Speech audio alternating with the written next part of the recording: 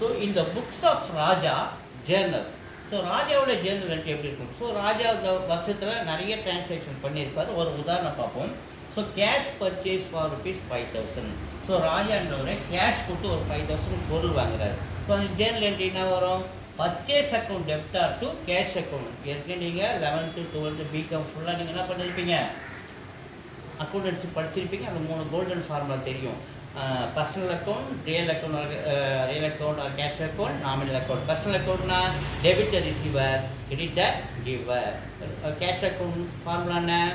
Debit what comes in, credit what goes out. Nominal account formula என்ன?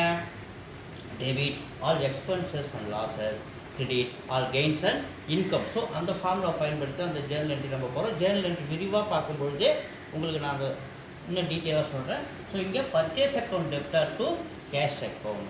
So cash நம்ம விட்டு வெளில போகுது இல்லையா? ரெண்டாவது formula credit what cos out.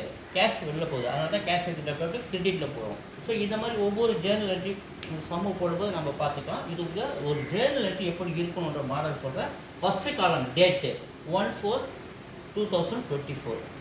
So இந்த பர்டிகுலர்ஸ் காலத்தில் அந்த டீட்டெயில்ஸ் இருக்கும். பாருங்கள், பர்ச்சேஸ் ஏபிசி அக்கௌண்ட், டிஆர்னா டெபிட் காலத்தினால 5,000, இங்கே ஒரு கோடு.